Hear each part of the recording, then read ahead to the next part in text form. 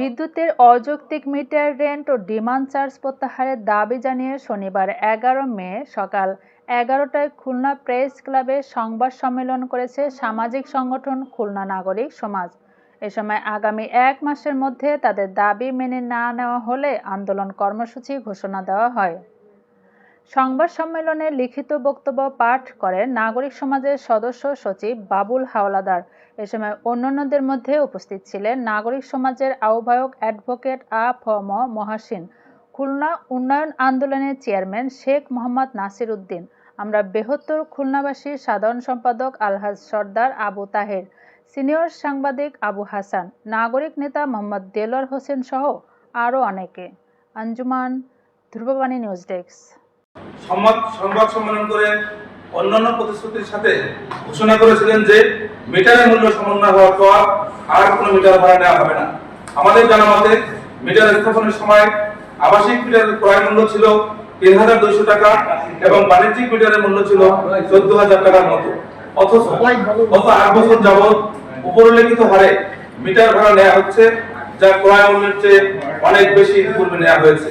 প্রিয় কর্মচারী বন্ধুরা, আপনারা জানেন যে সংস্থাটি ইতিপূর্বে খুলনায় ৬১,০০০ আবাসিক এবং ২,০০০ বাণিজ্যিক মিটার স্থাপন করেছে।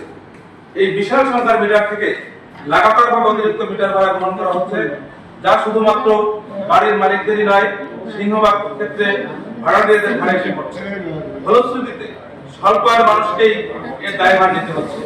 অন্যদিকে প্রিপেড মিটার স্থাপনের সময় সংস্থাটি পূর্বের অ্যানালগ মিটার খুলে নিলেও তার জামানত কিংবা মূল্য সমন্বয় করা হয়নি। পরিতাপের বিষয়, এ ব্যাপারে সংস্থাটি নির্বিকার। প্রিয় গণমাধ্যম কর্মী বন্ধুরা, সরকার একদিকে গ্রাহকের ব্যবহৃত বিদ্যুতের উপর ভ্যাট গ্রহণ করছে, যা সংবিধিবদ্ধ।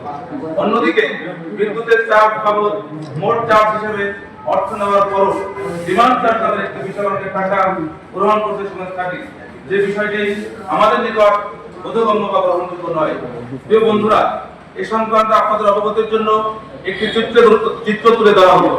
মোট চার্জ 25.11%, ডিমান্ড চার্জ 16.8%, ভ্যাট 4.76%, অর্থাৎ প্রতি 100 টাকায় গ্রাহকের খরচ হচ্ছে 14.67 টাকা।